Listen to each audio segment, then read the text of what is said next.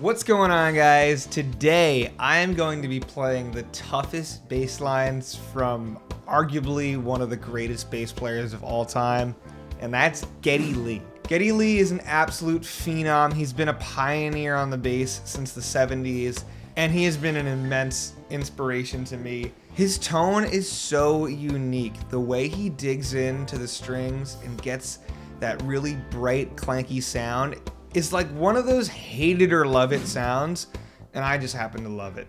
Now, it gets a lot of crap for some reason for how clanky it is, but I actually think that's the positive aspect of his tone. His tone is so unique, and at the time, I don't really think anyone sounded like him. Obviously, he's a huge Chris Squire fan, but his tone is still separate from that. His tone is so unique, it's so articulate, punchy, and in your face. It's just one of the best bass tones in the whole world. And I feel like it really shaped a lot of bass players moving forward. You don't have Steve Harris from Iron Maiden without Geddy Lee. You don't have Flea from the Red Hot Chili Peppers without Geddy Lee. The list goes on and on. He's such an inspirational dude. And I will also want to point out that some of these bass lines that I'm about to play for you guys, he's also singing while playing. Not only is he singing, he's singing incredibly difficult parts that are high up in his register, that are all over the place. These are not 3-note melodies. He is singing extremely intricate parts while playing extremely intricate bass parts. The dude is just on another level. These are some of the toughest bass lines that I've ever had to learn. They test your dexterity. I'm stretching all over the neck for these bass lines. They test your stamina. Some of these bass lines I don't necessarily think are insanely difficult, but it's the duration in which he plays them for. And I'll actually point that one out when I get to that line. It's not about how hard the line is, it's how long can you play the line for, and he plays it for a while. Without further ado, we're gonna jump into the first bass line. This one kicked my ass, I think, the most out of all of them. Let's jump right into Spirit of the Radio.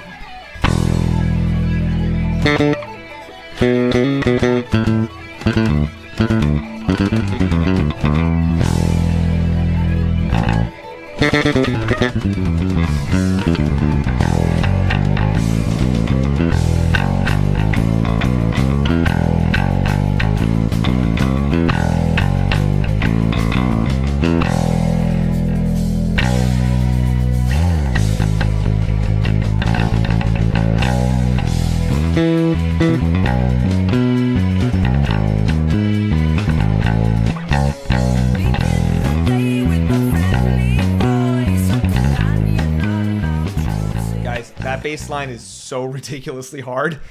It's not that it's just fast, because it is fast. It's really fast. Those 30-second notes on the high G are so ridiculously fast. But not only is it fast, it's quirky. And the timing of it is very tough to get. Lining it up with the drums and hitting all those getting all that in time with the drummer is really hard. It almost feels out of time to me. Even though I know it's in time, I just don't think I'm as good of a musician as those cats from Canada are. So to me, it actually sounds kind of out of time. And at some point in the beginning of learning the line, it feels like a guessing game that you just wind up kind of memorizing. That line's insane. Speaking of insane bass lines, let's get to YYZ.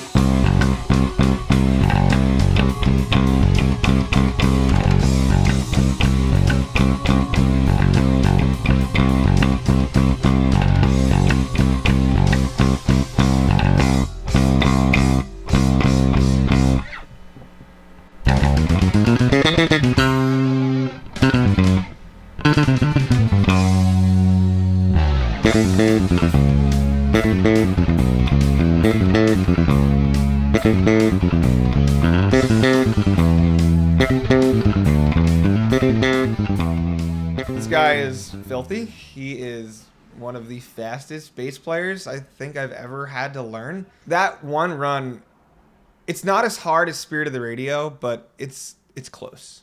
It's very close. All right, let's move on to another line that's awesome. We're gonna play the solo section from Tom Sawyer.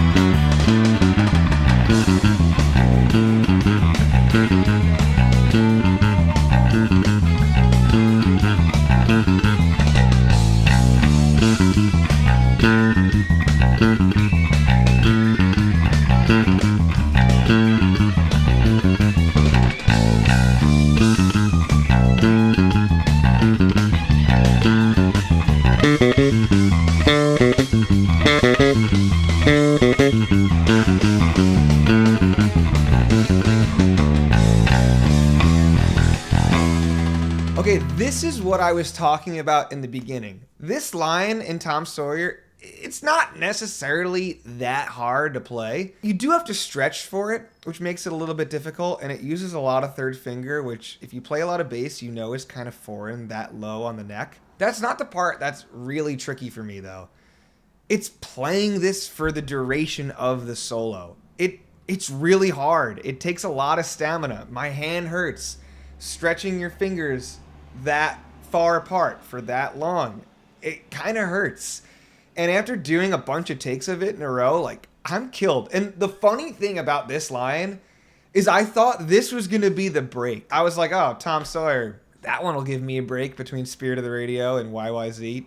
No, it didn't. It took me just as long. Even though the line isn't necessarily as hard, it took me just as long because I would get to the end and I would slow down or I'd mess up. It's just so tough. Geddy Lee's insane. He's actually crazy. All right. The last line. This one feels more like an honorable mention than it does a crazy Geddy Lee bass line, but I really wanted to include it because it's so melodic and one of the best Rush songs that there is. Let's get into Limelight.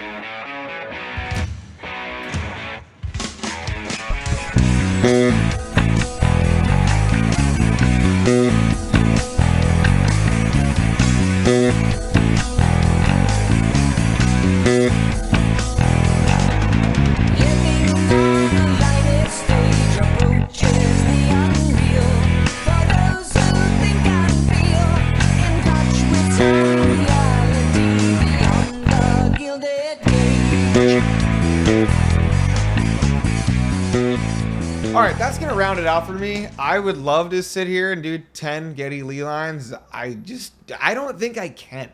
I think it would take me like all week to do it. Maybe in another video we'll cover like Red Barachetta and some other nasty Geddy Lee stuff. I wanted to include Limelight though because Limelight is such a classic Rush song and it's just so groovy. And I think it's really important to outline how groovy Geddy Lee is as well. He's not just a player that can play fast and sing over it and write crazy lines. He's also super groovy. Like, he's funky. You might not think Rush is known for being funky, but Geddy Lee is very funky. And I wanted to outline that in Limelight. It's a pretty funky bass line. Let me know what you guys thought of this video. Let me know what bass players you want me to do next.